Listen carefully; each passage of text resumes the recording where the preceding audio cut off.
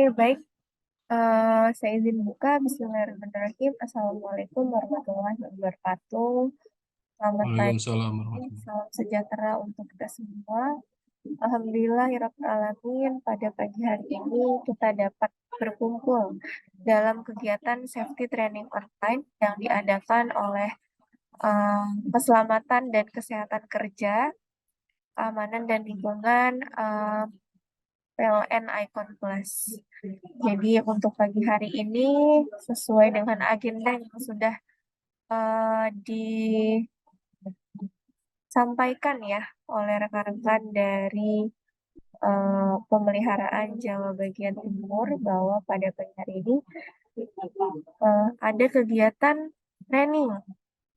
Jadi sebelum saya memasuki materi ataupun inti dari acara pada pagi hari ini, saya akan menjelaskan gambaran sedikit mengenai safety training serta bagaimana sistem safety training ini berlangsung. Jadi sebelumnya perkenalkan saya Rika dari tim K3KL PLN Icon Plus. Di sini yang akan membawakan kegiatan dan juga membawakan materi pada pagi hari ini. Safety training online sendiri bertujuan untuk meningkatkan awareness dan juga meningkatkan pengetahuan bagi rekan-rekan khususnya dari segi keselamatan dan kesehatan kerja. Di sini juga kami terbuka untuk sesi diskusi nanti yang akan diadakan di akhir sesi.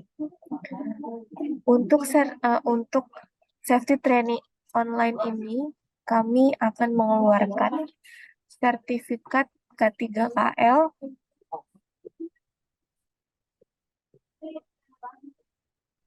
Safety training ini akan mengeluarkan sertifikat yang dikeluarkan nanti dari tim K3KL dengan ditandatangani langsung oleh Direktur Human Capital dan Administrasi Bapak Daru Tri Cahyono.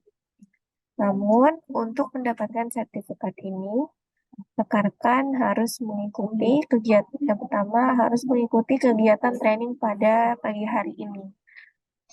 Yang kedua, untuk mengisikan pretest yang nanti akan saya kirimkan di kolom chat dan juga mengisikan post-test di akhir sesi training ini. Jadi pengisian pretest dan post-test nantinya akan di-compare apabila nilainya memenuhi nilai minimum yang telah ditentukan. Nanti kami akan melalui email akan mengirimkan sertifikat kepada individu masing-masing. Mungkin seperti itu ya untuk penjelasan terkait safety training online pada pagi hari ini. Jadi kami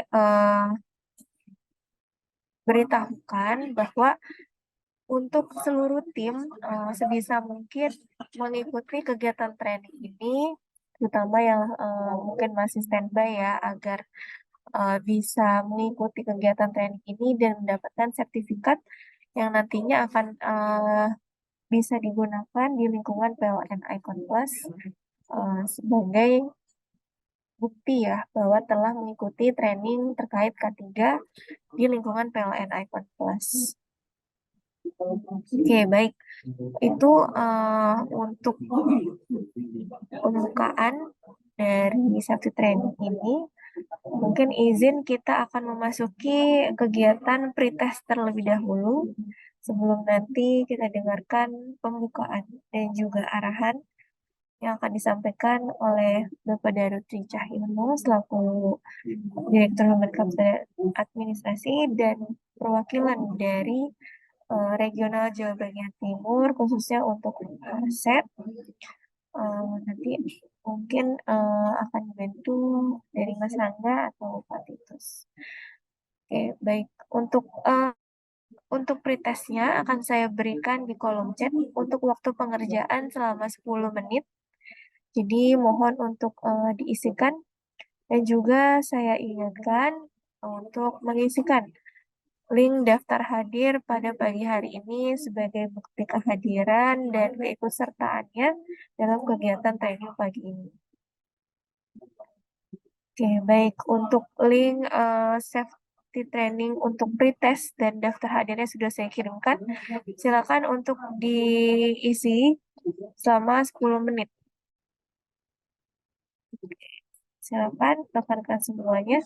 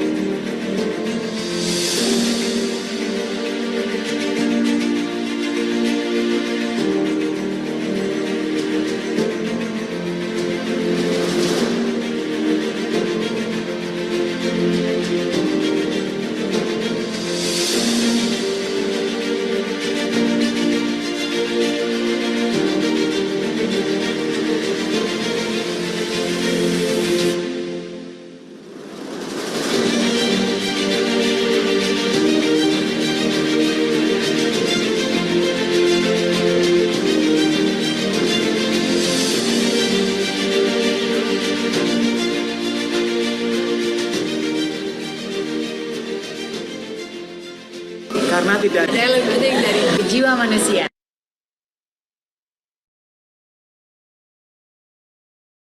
Korsleting listrik adalah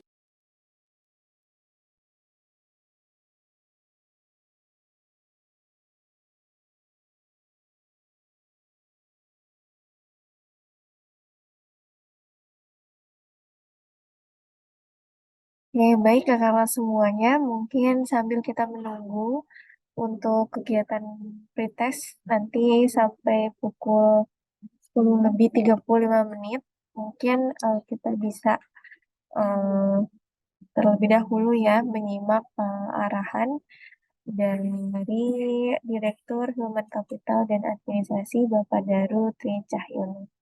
Mungkin bisa disimak.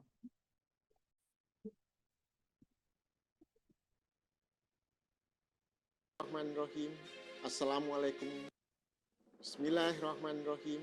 Assalamualaikum warahmatullahi wabarakatuh. Salam, Om Swastiastu, Namo Buddhaya, salam kebajikan. Selamat sejahtera bagi kita semua. Pertama-tama, marilah kita panjatkan puji dan syukur kehadirat Tuhan Yang Maha Esa, Allah Subhanahu wa Ta'ala, atas limpahan rahmat dan karunia-Nya, sehingga kita dapat berkumpul secara virtual dalam acara pengajaran kelas online K3 PLN Icon Plus ini. Sebagai Direktur Manajemen Human Capital dan Administrasi PLN Econ Plus, saya merasa sangat terhormat dan bangga dapat menyampaikan kata sambutan pada acara yang sangat penting ini. Kegiatan ini merupakan bentuk komitmen perusahaan dan juga manajemen dalam meningkatkan pemahaman dan kesadaran tentang keselamatan dan kesehatan kerja atau K3 di lingkungan PLN Econ Plus, serta memastikan pelaksanaan prosedur K3 dijalankan oleh seluruh Econers dengan sebaik-baiknya. Pelatihan online ini akan membahas materi penting meliputi pertama, perundang-undangan yang berkaitan dengan keselamatan kerja. Yang kedua, bekerja di area berbahaya kelistrikan PLN. Yang ketiga, unsafe condition. Yang keempat, unsafe action. Yang kelima, NIRMIS. Yang keenam, pencegahan atau mitigasi terhadap kecelakaan kerja. Saya percaya bahwa dengan meningkatkan pemahaman dan kesadaran terhadap K3, kita dapat menciptakan lingkungan kerja yang lebih aman, lebih sehat bagi karyawan. Selain itu, hal ini akan membantu perusahaan dalam mencapai tujuan berkelanjutan serta meningkatkan produktivitas yang lebih baik. Oleh karena itu, saya mengajak seluruh peserta untuk mengikuti acara ini dengan sungguh-sungguh dan aktif dalam berdiskusi. Jangan ragu untuk mengajukan pertanyaan dan berbagi pengalaman yang berkaitan dengan K3, yang pada akhirnya dapat membantu kita dalam memahami dan mengaplikasikan prinsip-prinsip K3 di lingkungan kerja kita, serta menjadikan budaya di PLN Econ Plus. Akhir kata, saya mengucapkan terima kasih kepada panitia yang telah bekerja keras dalam menyelenggarakan acara ini. Semoga kegiatan ini dapat berjalan lancar dan memberikan manfaat yang signifikan bagi kita semua. Sekali lagi, selamat mengikuti kegiatan pengajaran kelas online K3. Semoga kita semua dapat meningkatkan pemahaman dan kesadaran terhadap keselamatan dan kesehatan kerja. Karena tidak ada yang lebih penting dari jiwa manusia. Safety yes, healthy yes, accident no. Terima kasih. Assalamualaikum warahmatullahi wabarakatuh.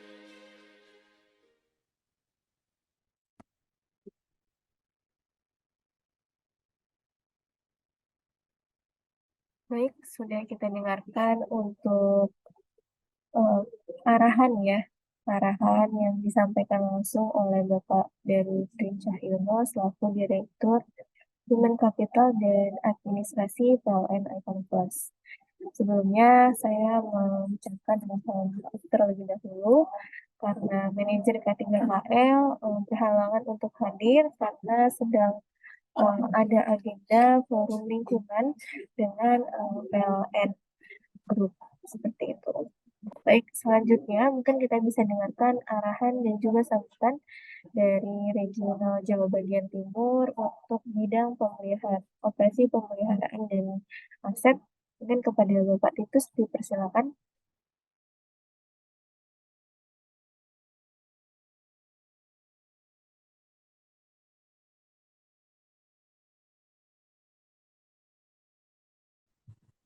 Kurang cocok atau kurang masih jadi pertanyaan. Bisa kenapa sih kita harus selalu pakai helmet padahal repot bikinnya naik pakai helm itu apa susah buat naik-naiknya. Itu semua yang sudah arah ke pusat pasti ada alasannya. Jadi nanti kalau teman-teman masih kurang puas nanti akan dijelaskan oleh tim K3 pusat. Jadi ya teman-teman sekalian kalau diperhatikan, terus nanti kalau memang ada teman-teman yang nggak hadir bisa diinfokan. Tugasnya koordinator nanti menginfokan ke teman-teman yang lain yang sekarang masih progres pekerjaan karena nggak bisa dihindari ya kalau harus pasti jalan terus ini. Itu cukup mungkin Mbak Rika bisa dilanjut. Oke, baik. Terima kasih banyak Mas Rangga atas pembukaan dan arahannya ya dari perwakilan Operset untuk SDO Regional Jawa Bagian Timur. Oke, baik rekan-rekan semuanya, untuk link post-test akan segera link pretest akan segera saya tutup. Mungkin saya akan buka sampai pukul 11 ya. Karena di sini yang hadir ada sebentar. Untuk yang hadir saat ini sudah 21 orang, namun yang mengisi baru 9 orang. Tuh, sekali lagi Ayo cepat isi semua ya, yuk. saya informasikan untuk sertifikat ini bisa didapatkan ketika sudah mengisi pretest dan juga post-test ya. Jadi mohon untuk diisikan terlebih dahulu untuk pretestnya sebelum saya tutup. Oke, untuk Lumayan dapat sertifikat. betul, sertifikat dari K3KL ditandatangani langsung oleh Direktur Human Capital PLN Icon Plus. Nah, untuk mempersingkat waktu juga mungkin ya, kita akan lanjut ke sesi utama untuk pemberian materi ya dari training online ini. Apakah sudah terlihat di layar Mohon untuk izin Pak, materinya Bu. ya?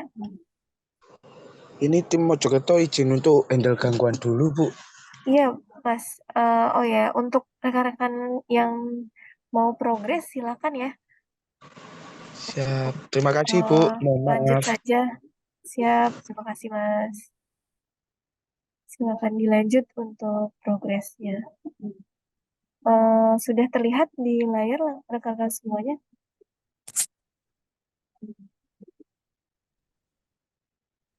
Sudah, Mbak. Sudah terlihat ya. Oke.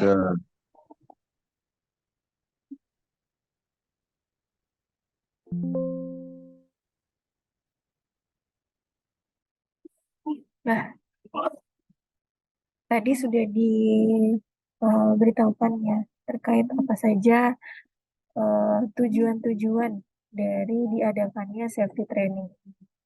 Tentunya untuk K3KL sendiri tujuan utamanya itu satu ya sebenarnya, zero accident atau minim angka kecelakaan kerja. Jadi goals kita itu tidak adanya kecelakaan kerja di setiap pekerjaan maupun proyek-proyek yang dilakukan. Nah, tentunya kecelakaan memang sebuah takdir seperti itu. Tapi kalau kita coba lihat kembali, pastinya ada sebab musababnya ya. Bisa dari pekerja itu sendiri atau dari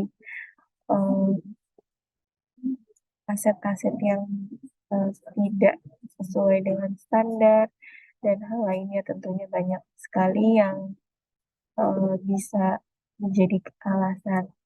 Ini mungkin saya berikan beberapa contoh ya.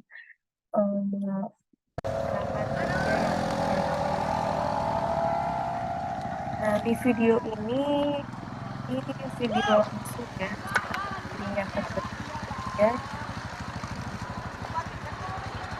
Mungkin sebenarnya saya ceritakan saja. Di sini terlihat ya ada tangga yang menyentuh kabel tegangan menengah itu. Dan terjadi kebakaran di area yang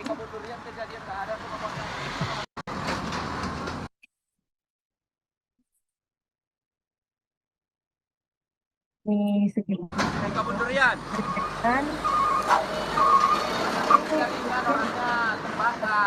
tidak di sini sekitar dua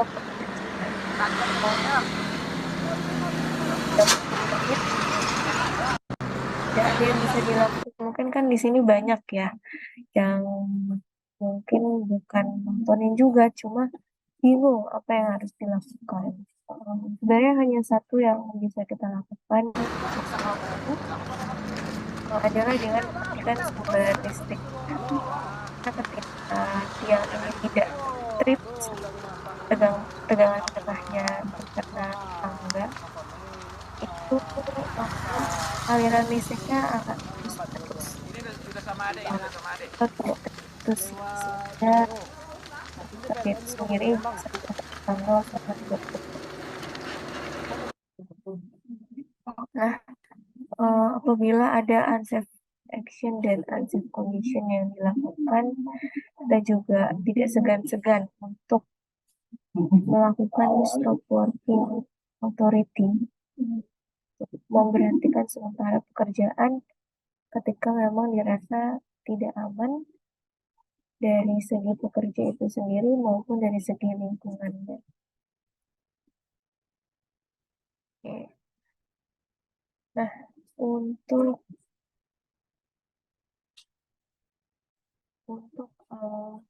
selanjutnya di sini juga saya coba tampilkan ya, ada beberapa kondisi-kondisi yang bisa menyebabkan kecelakaan kerja itu terjadi.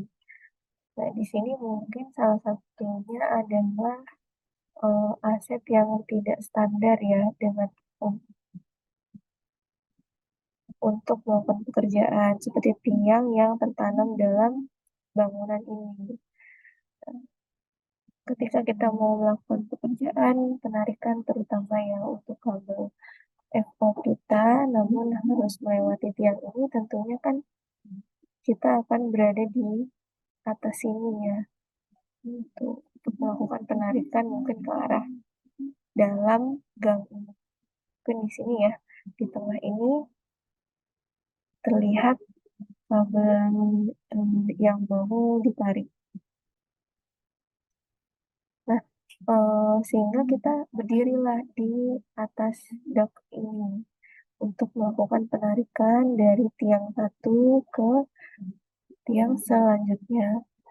Nah, apabila kita tidak fokus ya atau tidak aware dengan tegangan menengah yang ada di sepanjang jalur ini, bisa terjadi kemungkinan pekerja itu menyentuh tegangan menengah saat melakukan pekerjaan di atas dak ini.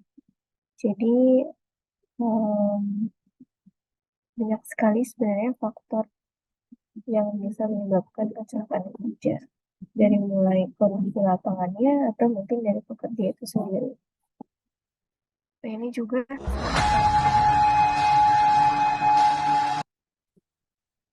ada kejadian ya, ini pekerja dari kabel fiber optik juga. Namun kalau dilihat ya, bagaimana caranya dia bisa untuk kabel F sendiri itu kan harus selalu terpasang di bawah posisi trafo ya, tidak diizinkan di atas trafo gitu. Apalagi mungkin standarnya adalah di atas tegangan rendah gitu ya. Nah, ini dia sampai menarik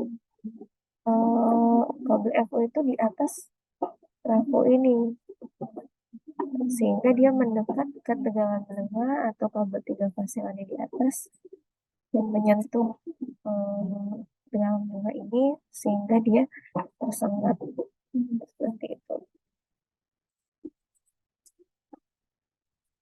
Nah, dari kejadian-kejadian tersebut tentunya kita lakukan investigasi dan coba mengambil pelajaran singkat ya. Mungkin investigasinya ini nggak singkat, tapi pembelajarannya harus kita ambil poin-poinnya. Nah, dari kecelakaan yang tadi coba saya sampaikan gitu ya. Nah, jadi korban ini meninggal dunia karena memang cukup lama ya tersengat arus listrik. Terus juga setelah diidentifikasi ternyata tidak ada izin kerja saat melakukan pekerjaan, dan dia dari pekerjaannya itu sendiri ya tidak memperhitungkan jarak aman dengan tegangan rendah.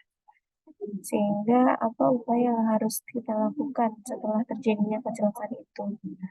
Ya, tentunya kita meningkatkan terus awareness terhadap kepada rekan-rekan terkait jarak aman, terus eh, mempertegas adanya dokumen kerja atau surat izin untuk apapun itu pekerjaannya.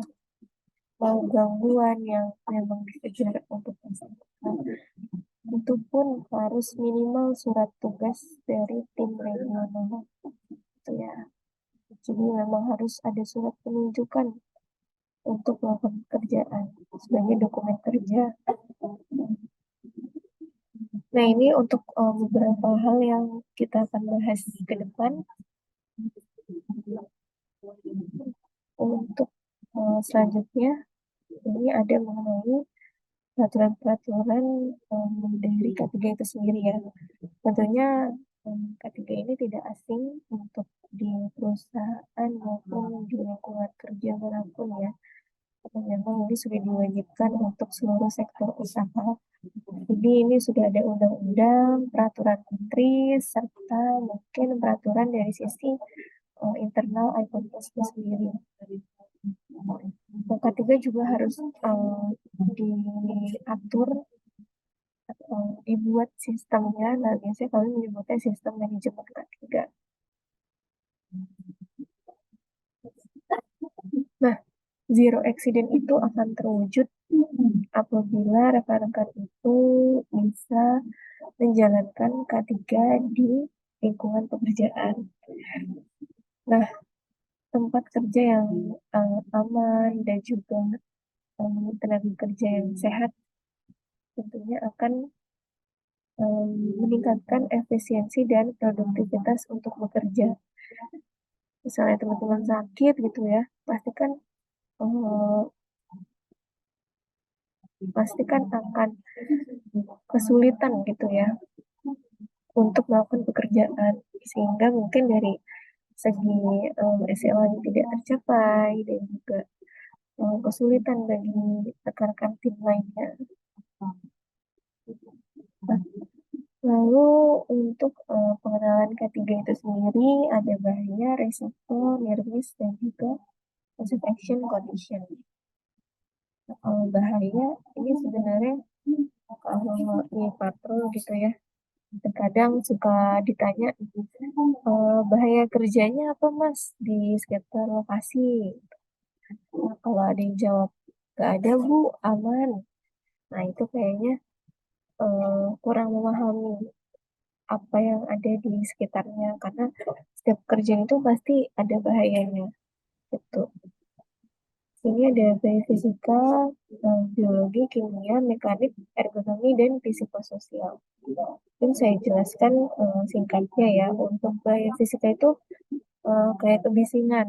Itu biasanya misalnya ada alat-alat gitu ya yang bising dan cukup lama untuk kebisingannya, nah itu akan mengganggu diri kita. Atau untuk getaran, nah itu juga biasanya dari alat kerja ya, kerja yang bergetar itu biasanya akan menimbulkan bahaya fisik. Nah, untuk bahaya biologi ini biasanya berasal dari makhluk hidup kayak pepohonan yang mengganggu, terus binatang buas, virus, COVID-19 mungkin kemarin ya kita hadapi. Nah itu biologi, bahaya biologi. Sudah bahaya kimia, nah ini kita biasanya tidak banyak ya berhubungan dengan bahaya kimia, karena tidak banyak menggunakan bahan-bahan berbahaya dan beracun.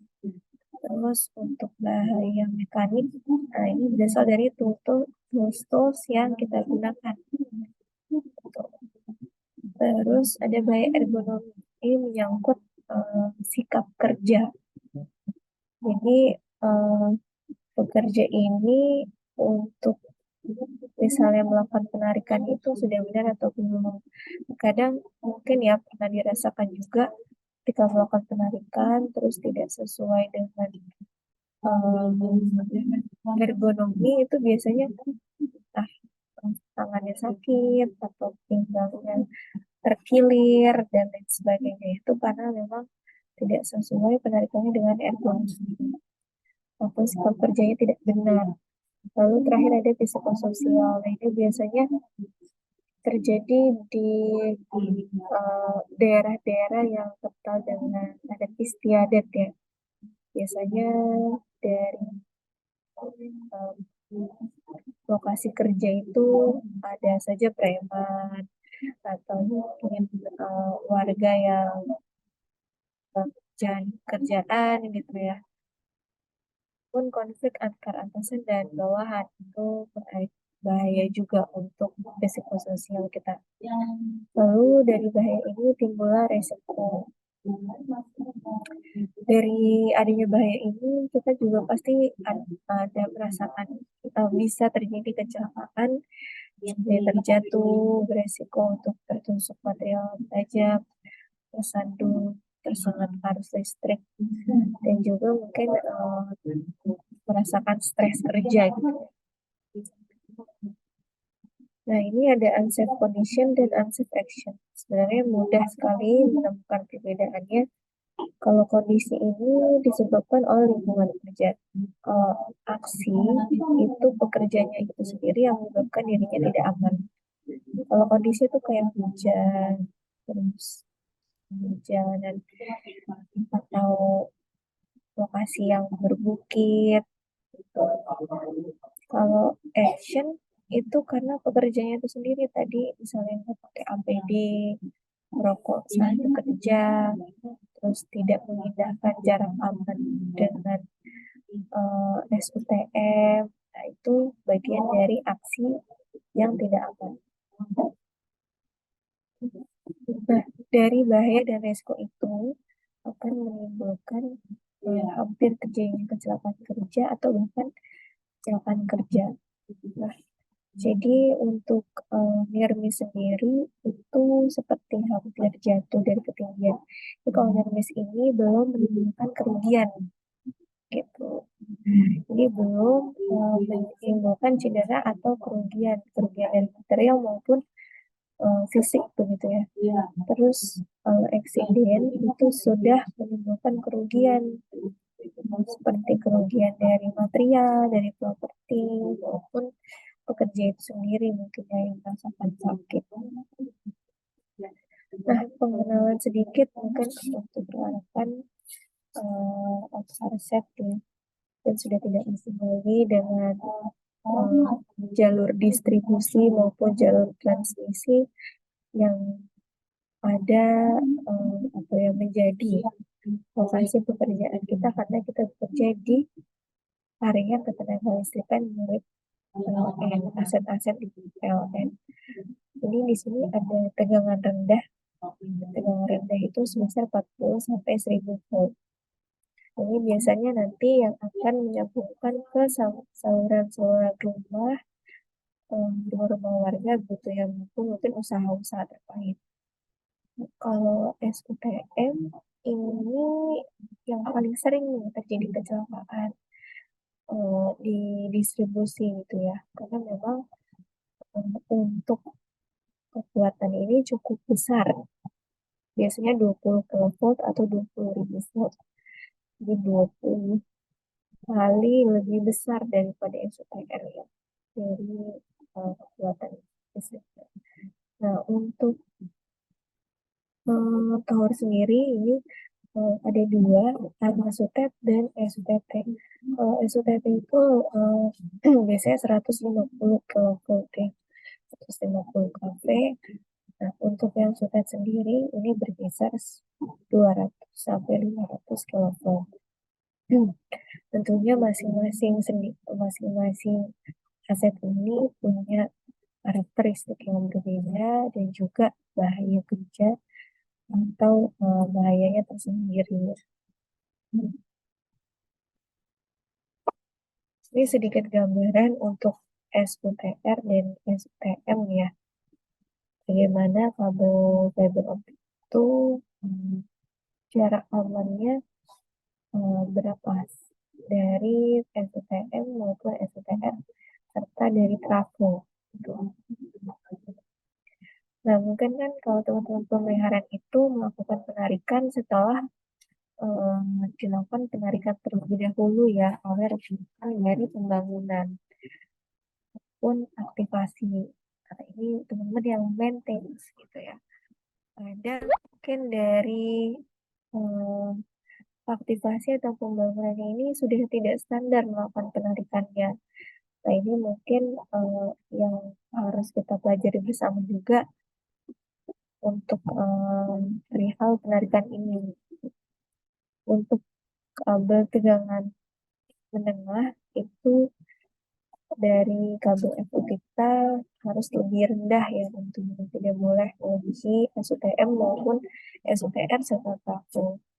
Jadi posisinya di bawah, kalau di SOP itu sekitar 2,5 meter dari SUTM.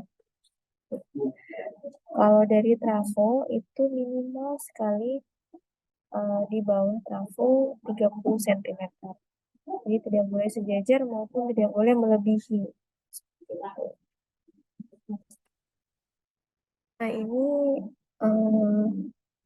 hal-hal yang bisa diperhatikan ya ketika kita melakukan pekerjaan. Kalau kita itu kan tidak bekerja dalam keadaan ketegangan ya, karena ini adalah ranahnya PLN. Itu kita bekerja di dekat instalasi yang bertegangan, sehingga sebenarnya standar SOP-nya mirip-mirip gitu. Yang pertama, perihal jarak aman. Ini yang mungkin banyak sekali diabaikan oleh rekan-rekan.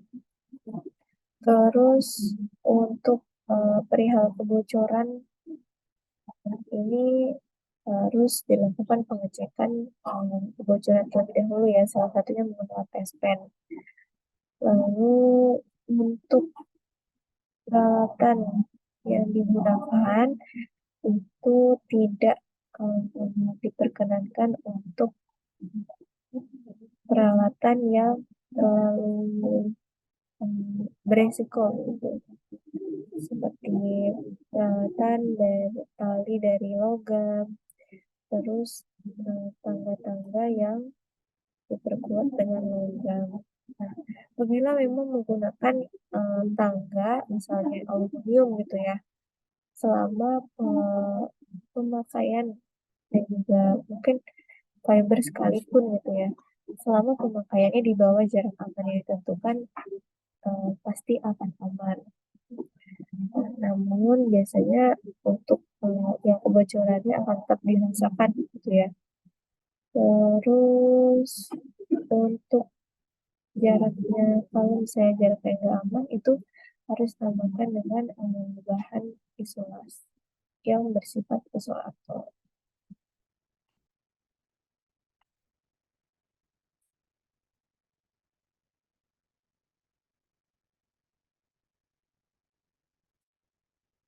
Oke, untuk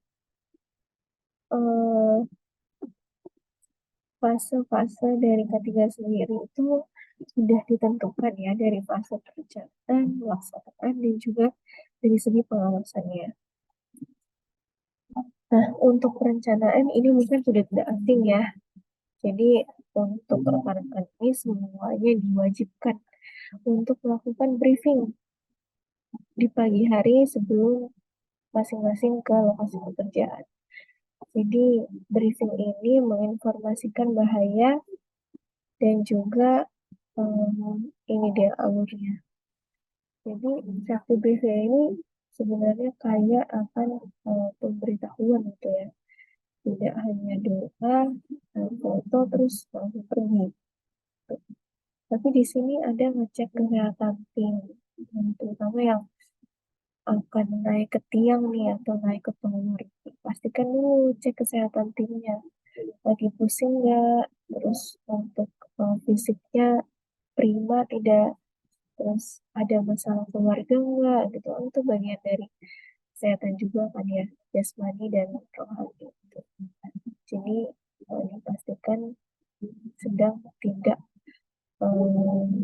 maksudnya dipastikan dalam keadaan sehat. Lalu untuk selanjutnya ini memastikan adanya working permit atau minimal surat tugas. Terus yang selanjutnya mengecek kelengkapan APD dan tools kerja. Bukan hanya kelengkapan aja, tapi kelayakannya juga. Menyampaikan progres pekerjaan yang akan dilakukan, terus menjelaskan job safety analysis. Terus kira-kira di lapangan itu unsafe action dan conditionnya itu ada atau enggak? Nah, setelah itu yel-yel doa bersama dan lakukan dokumentasi. Seperti itu.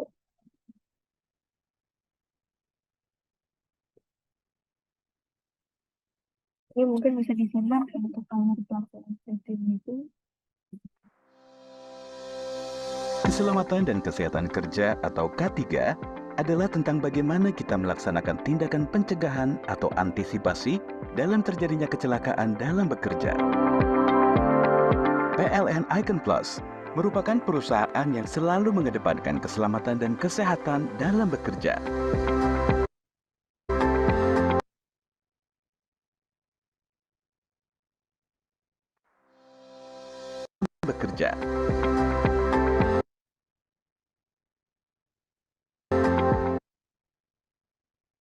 Tidak ada yang lebih penting dari jiwa manusia, bukan hanya slogan. Konsistensi dalam pelaksanaan K3 dalam setiap pekerjaan merupakan sebuah keharusan.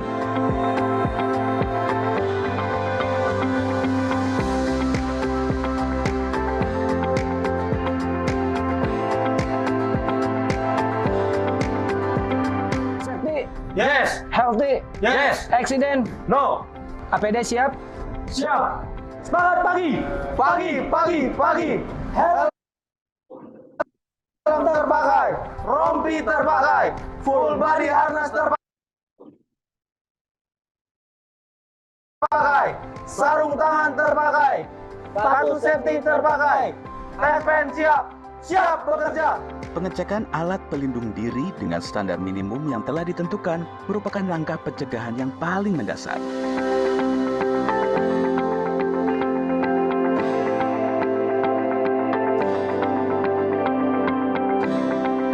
Semua tim sehat? Sehat. Baik rekan-rekan, hari ini kita akan ada pelaksanaan aktivasi dengan detail pekerjaan meliputi penarikan kabel, pemasangan aksesoris FAT dan FDT. Untuk izin kerja kita sudah disiapkan.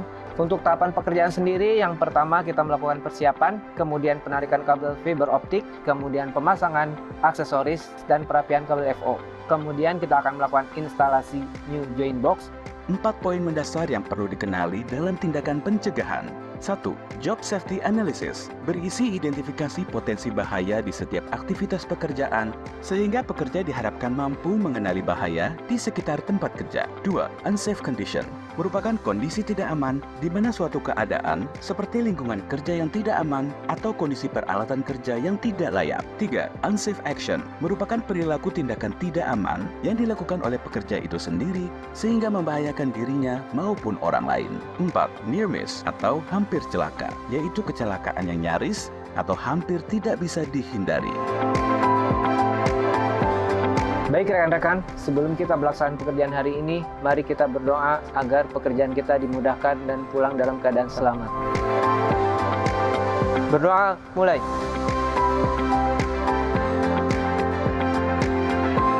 Safety, Yes. healthy, Yes. accident, No.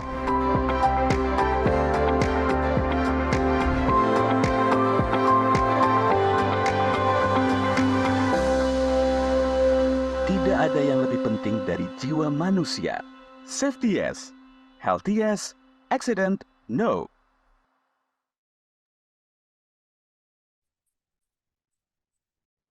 Ya, baik. Itu untuk alur pelaksanaan briefing ya. Yang tadi sudah disampaikan untuk alur-alur yang seharusnya dilakukan saat itu adalah sebagai berikut. Nah, kami juga saat ini ya sudah memulai untuk budaya K3 atau budaya baru mengenai sebuah tunjuk. Jadi sebut tunjuk itu tadi sebenarnya sudah dilakukan ya di our briefing. Kalau teman-teman menyimak, itu ada bagian di mana disebutkan dan ditunjuk APD yang digunakan. Seperti helm siap, terus rompi siap, test pen siap. Untuk APD itu terpakai ya. Jadi helm terpakai, rompi terpakai, untuk harness terpakai, test pen siap, siap untuk pekerjaan. Nah, itu adalah budaya sebut tunjuk. Sebenarnya ini sudah tidak asing ya di Indonesia.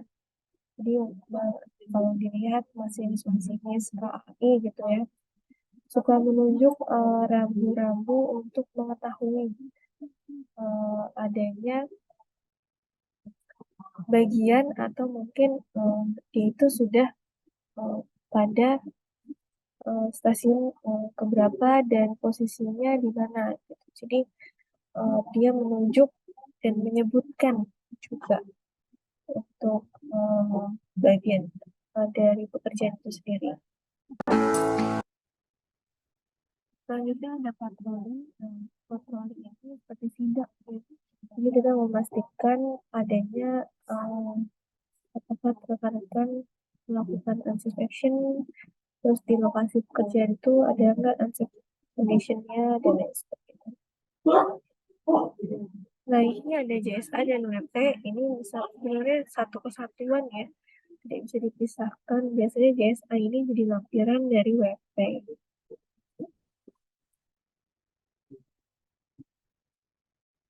Nah, untuk bahaya itu sendiri tentunya bisa dilakukan pengendalian. Salah satunya dengan hierarki of control namanya, atau hierarki pengendalian. Semakin ke bawah itu warnanya akan memerah gitu ya, karena makin ke bawah itu makin kurang efektif dalam pemakaiannya, dan semakin ke atas itu makin efektif apabila dilakukan untuk pengendalian bahaya tersebut. Nah, masuk mungkin dari yang paling efektif dulu ya. Jadi yang paling efektif itu menghilangkan bahaya tersebut gitu. Jadi di remove atau dihilangkan dari bahayanya. Mungkin kita ambil contoh kalau di pekerjaan kita itu kan banyak kejadian yang sangat harus listrik. Berarti kan bahaya sumbernya itu dari kelistrikan. Nah, kita coba apakah eliminasi ini bisa dilakukan dengan bahaya listrik itu. Kan mungkin sekarang ya sedang coba dikurangi dengan apa namanya, menggunakan energi terbarukan itu mungkin bisa dilakukan eliminasi, tapi cukup sulit ya. Maksudnya untuk saat ini di aset kita masih banyak ketenaga listrikan. Jadi eliminasi ini tidak sesuai dengan apa namanya, pengendalian untuk saat ini. Terus di replace hazardnya, jadi disubstitusi, ditukar. Apakah bisa ditukar dengan yang lebih tidak membahayakan gitu ya? Nah, saat ini juga mungkin sedang diusahakan, tapi untuk saat ini gitu, untuk waktu sekarang ini juga tidak bisa dilakukan. Nah, selanjutnya adalah engineering controls. Jadi kita mengisolasi tidak hanya people ya, sebenarnya bisa tools yang kira-kira itu membahayakan diri kita. Misalnya di tower gitu ya, itu kan ada apa namanya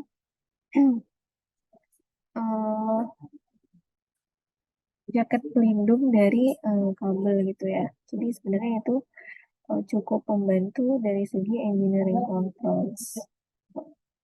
Terus untuk selanjutnya, apabila tidak bisa juga engineering controls ini kurang maksimal, kita lanjut ke administrative controls. Jadi di sini dicoba untuk diberikan SOP, terus untuk apa? Ada SOP, terus ada instruksi kerja, ada juga penggunaan WP, itu bagian dari administratif seperti itu. Terus yang paling terakhir untuk memaksimalkan semuanya, sebenarnya juga dia kurang efektif ya, atau yang paling kecil efektivitasnya itu adalah penggunaan PPE atau APD.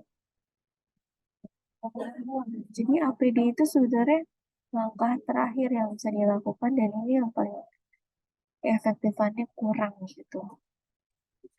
Nah, namun kita sudah diwajibkan ya untuk menggunakan PPE ini. Oke, kita lanjut ke selanjutnya.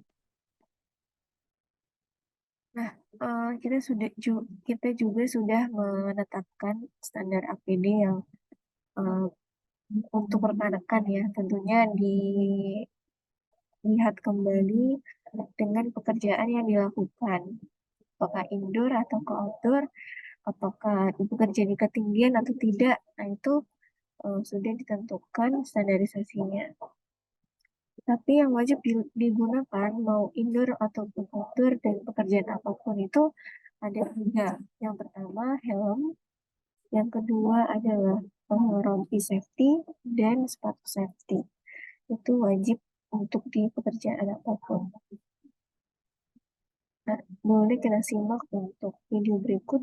Saat 2 orang berjalan, tiba-tiba ada kabel jaringan listrik putus. 1 orang tersengat listrik dan yang 1 orang menghindar dengan cara meloncat-loncat dengan 1 kaki menjauhi kabel listrik. Mengapa 1 orang tersengat listrik dan yang 1 orang lagi tidak? Berikut penjelasannya. Saat kabel jaringan listrik terputus lalu menyentuh tanah, tegangan listrik akan mengalir ke tanah. Radius permukaan tanah yang terdampak tegangan listrik sekitar 8-10 meter. Apabila Anda berdiri dengan 2 kaki pada bagian yang terdampak, arus listrik akan mengalir dari titik A ke titik B. Itulah yang menyebabkan orang yang menggunakan helm kuning tersengat tegangan listrik. Tetapi, hal tersebut tidak terjadi pada orang yang menggunakan helm merah. Mengapa demikian? Karena dia berdiri dengan 1 kaki dan menyebabkan tidak terjadi aliran arus listrik di tubuhnya, sehingga dia dapat menghindar dengan aman. Tetaplah waspada dan selalu utamakan keselamatan.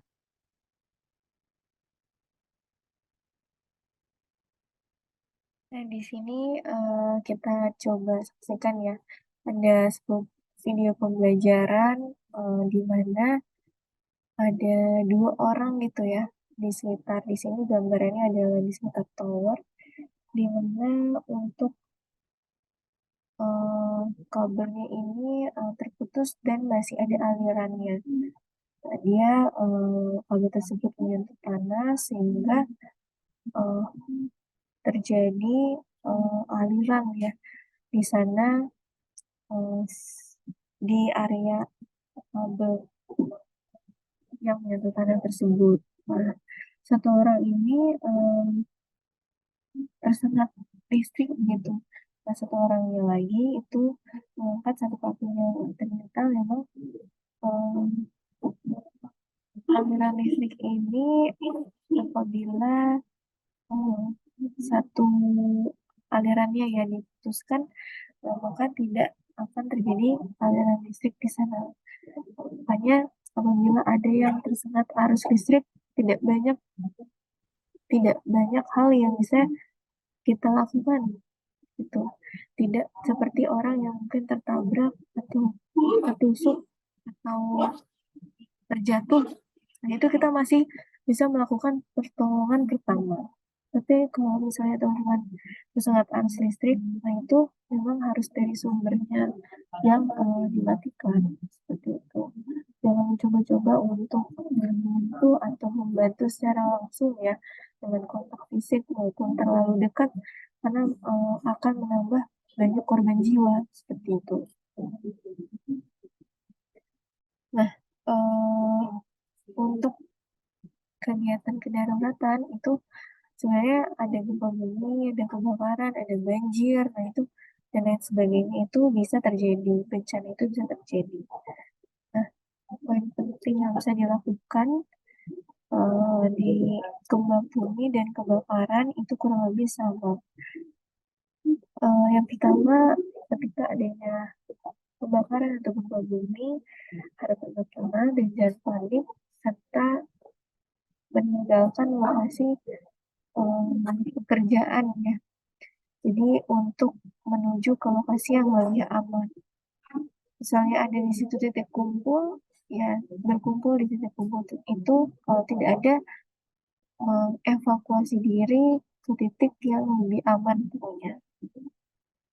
Terus untuk gempa bumi itu berlindung di bawah meja, bersembunyi gitu ya, untuk menjauhkan badan dari seperti kaca atau lemari.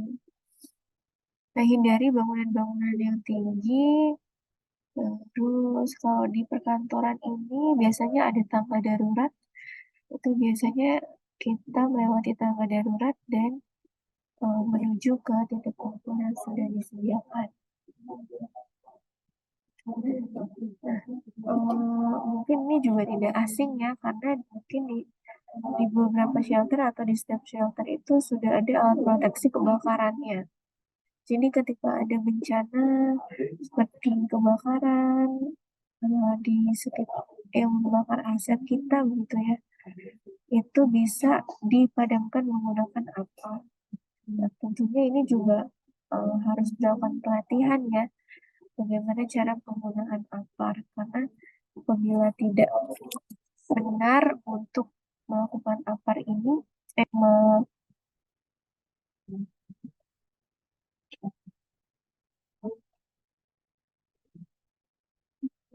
untuk menggunakan APAR ini, maka akan terjadi kayak kan justru APAR ini bukan yang menyelamatkan aset kita, malah membahayakan diri kita sendiri. Tuh, jadi untuk APAR ini harus orang-orang yang memang sudah terlatih ya untuk menggunakannya. Nah, apabila terjadi bencana-bencana atau kedaruratan itu mengikuti tanda-tanda atau rambu evakuasi ya. Biasanya bukan hanya di gedung, tapi di daerah-daerah rawan bencana seperti longsor maupun gunung berapi atau pegunungan itu sekarang sudah dilengkapi oleh arah-arah evakuasi menuju ke lokasi atau titik yang lebih aman. Jadi kita tinggal mengikuti.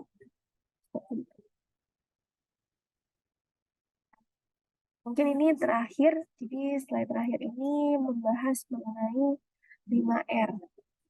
Nah, ini mungkin cukup kompleks sebenarnya, tapi mudahnya adalah kita melakukan perapihan setelah melakukan pekerjaan gitu. Jadi 5R ini kita lakukan. Yang pertama itu meringkas. Nah, biasanya di base camp tuh kan banyak alat-alat atau mungkin material yang sudah tidak terpakai. Nah, itu mungkin bisa dibuang atau dipilah terlebih dahulu atau disisihkan ya, dengan mungkin mengumpulkan di satu titik barang yang sudah tidak terpakai sehingga tidak tercampur dengan barang yang sudah atau yang masih terpakai. Yang kedua itu merapikan. Jadi untuk peralatannya itu diatur, terus dilakukan pembersihan, dilakukan di perawatan, mungkin ditaruh sesuai dengan keseragamannya. Terus ada resik. Nah, ini lebih ke pembersihan tempat kerja dan alat-alat yang dipakai. Terutama juga APD seperti itu. Kalau rawat ini bersifat mempertahankan dari ras basic, rapi dan juga ringkas secara terus-menerus dari waktu ke waktu. Dan rajin ini bagian dari disiplin untuk melakukan hal-hal tersebut. Nah, ini ada video terakhir dari kegiatan waktu pemberian materi pada siang hari ini. Mohon disimak.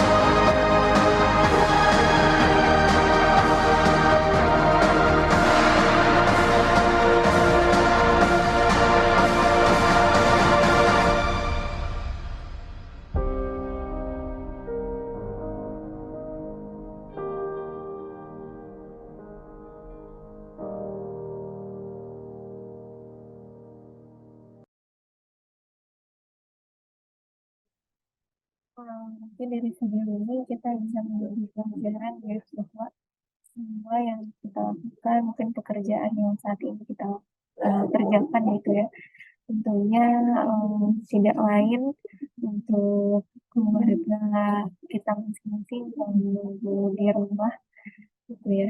Jadi ketika teman-teman melakukan aksi-aksi yang gak aman, terus memaksakan ketika kondisi maupun lingkungan kerja itu tidak mendukung untuk dilakukan pekerjaan atau bisa membahayakan rekan, itu sama saja akan mengabaikan keluarga yang ada di rumah. Terus terkait identitas, jadi untuk kecelakaan yang ada di sekitar asas PLN tentunya akan berdampak langsung dengan identitas PLN itu sendiri. Jadi siapapun yang bekerja di sana pasti headline untuk beritanya adalah pegawai PLN. Jadi dibantu untuk sama-sama melindungi dan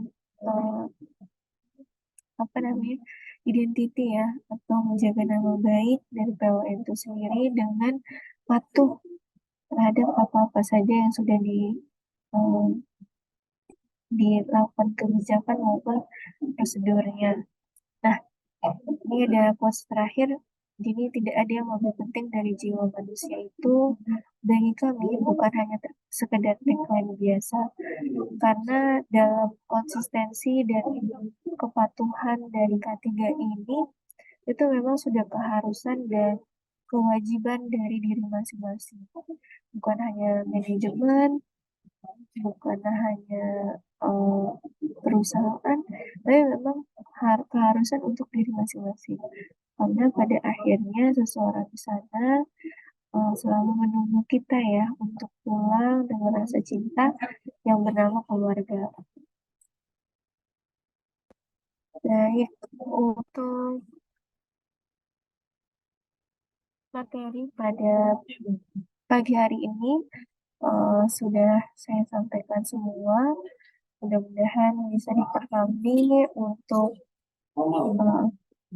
trainingnya dan menambah pengetahuan serta juga awareness yang paling saya harapkan bagi rekan-rekan yang ada di lapangan.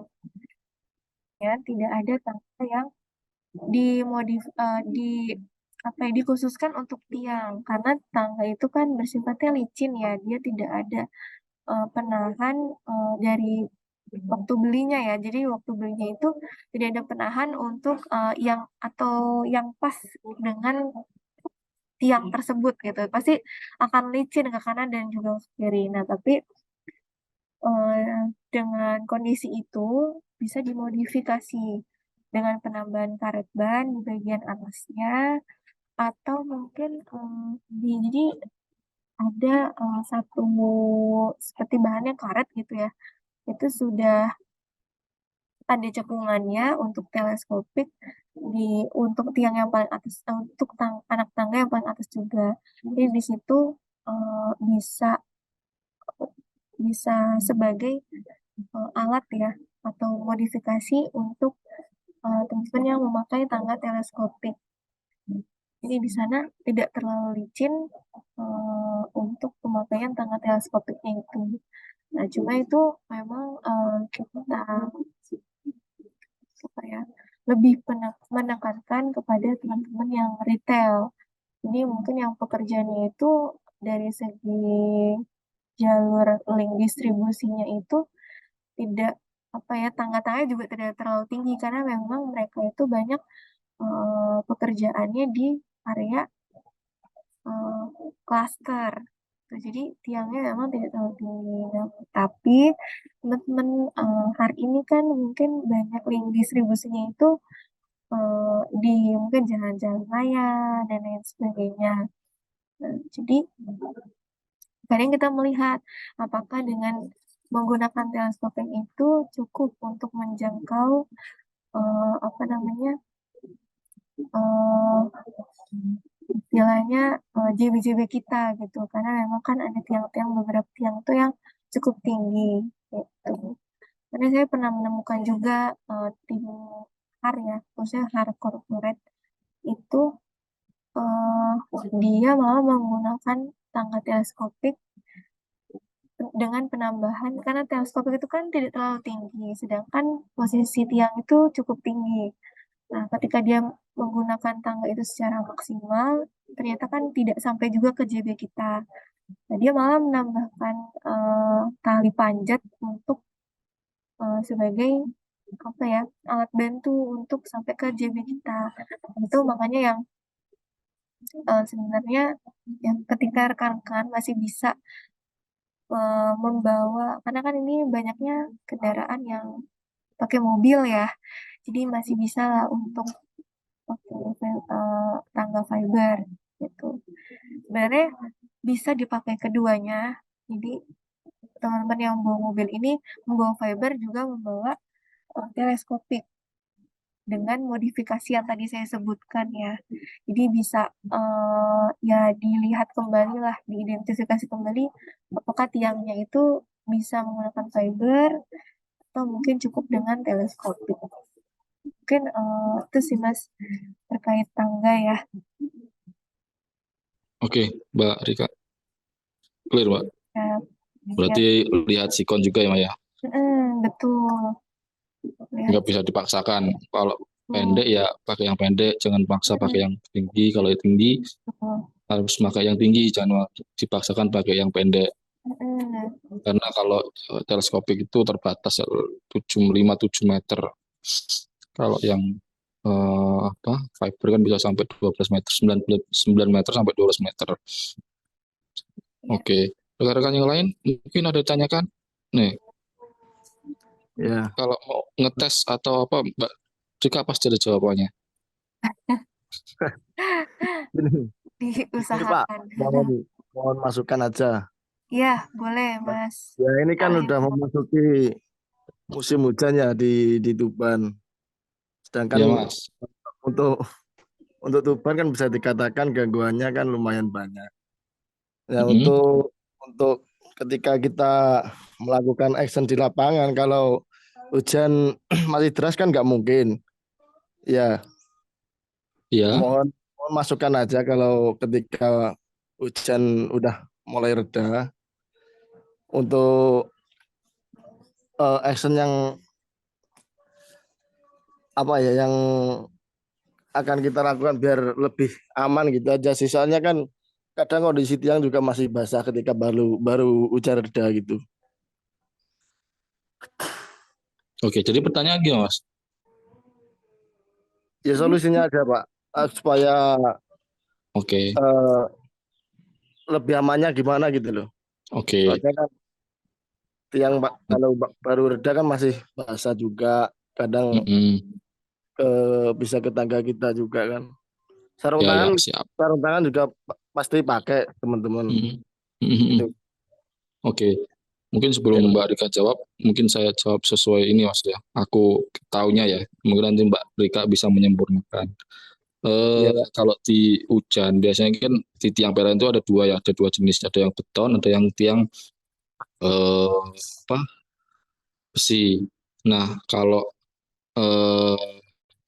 tiang besi itu gerimis pun itu pasti kita hold pekerjaan karena dia resiko induksi sampai ke tiang-tiangnya. Tapi kalau untuk yang tiang beton biasanya itu PLN itu lebih cenderung bilang aman.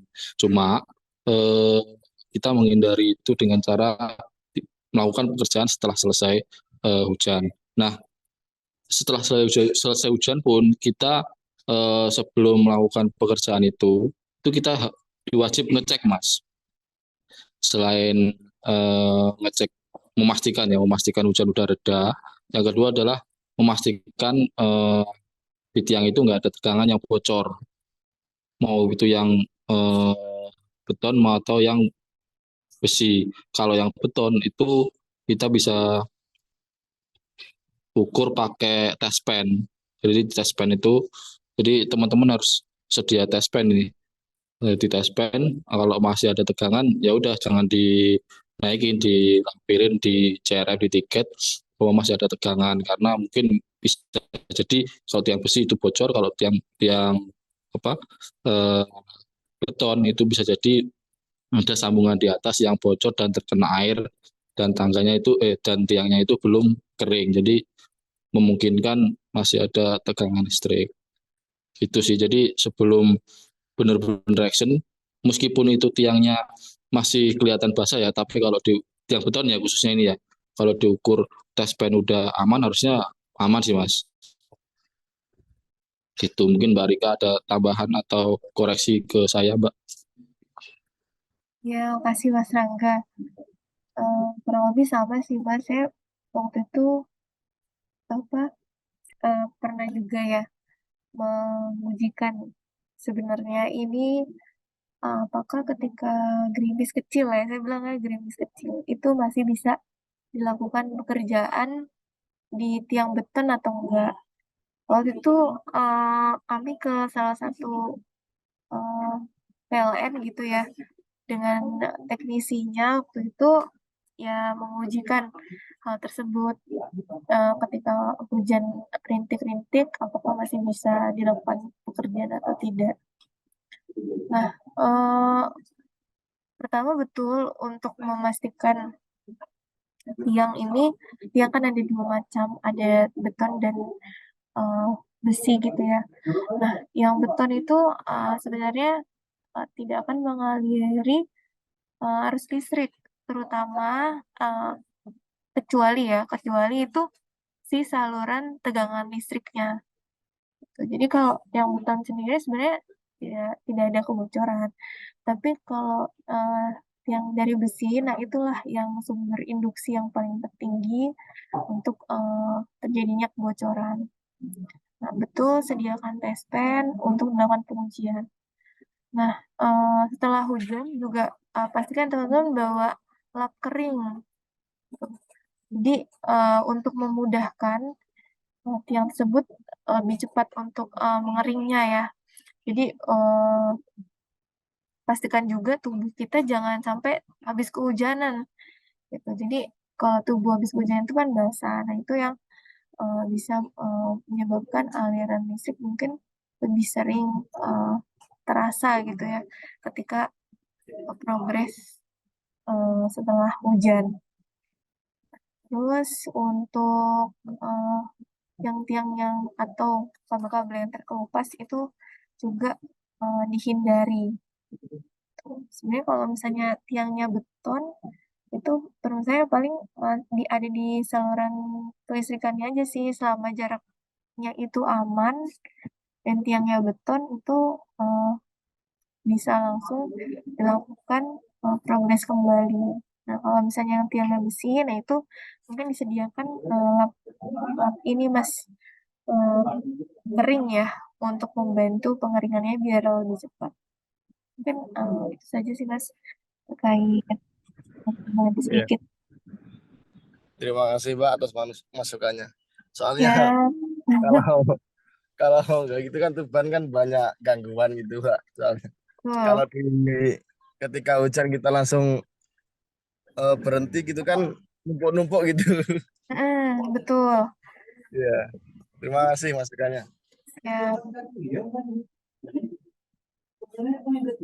ada lagi mungkin yang terakhir, ada lagi pertanyaan yang terakhir atau masukan dan saran, silakan. Maaf mau tanya Bu.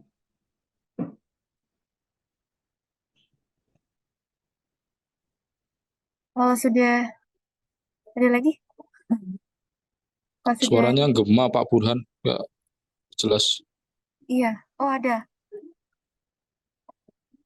Ada tadi Pak Burhanuddin.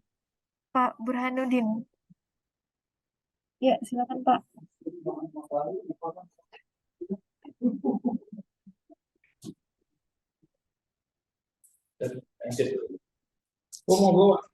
Jadi nggak Pak Burhan? Wah, Kalau sudah tidak ada, mungkin kita lanjut ke sesi dokumentasi terlebih dahulu nih, sebelum saya tutup dan saya kirimkan link post-testnya. oke lanjut aja Pak. Oke, boleh mungkin dinyalakan kameranya rekan-rekan untuk saya capture dan untuk sesi dokumentasi sesi training ini. Silakan.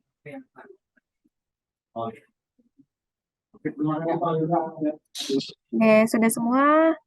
Mungkin kita seperti ini ya, zero accident. Zero accident. Oke. Saya hitung sampai 3. 1, 2, 3. Oke, baik. Terima kasih banyak rekan-rekan semuanya. Habis ini saya akan mengirimkan link post-test yang bisa harus dikerjakan ya sebagai syarat sertifikat yang nanti akan dikirimkan. Nah, untuk post-test ini saya beri kelonggaran untuk rekan-rekan terutama mungkin yang masih dalam perjalanan gitu. Saya akan buka sampai sore hari pukul 5 sore itu. Jadi linknya akan saya bagikan terlebih dahulu di kolom chat. Lalu silakan di-copy terlebih dahulu ya. Sekali lagi silakan di-copy terlebih dahulu linknya. Karena nanti ketika Zoom-nya saya tutup, linknya akan hilang. Tapi untuk Google Form-nya saya buka sampai pukul 5 sore. Tuh, jadi teman-teman yang masih progres nih punya waktu ya untuk mengisikan Linpos tesnya setelah Zoom ini berakhir. Mudah-mudahan bisa dimengerti semuanya ya. Saya akan mengirimkan di kolom chat.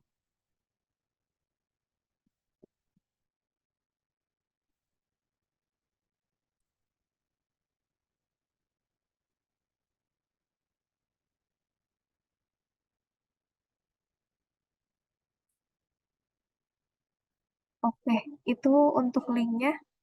Sekali lagi, tolong di copy untuk linknya terlebih dahulu ya. Karena setelah Zoom ini ditutup, linknya akan hilang. Oke, baik. Saya mungkin izin untuk menutup kegiatan training online pada siang hari ini. Sekali lagi terima kasih banyak rekan-rekan semuanya.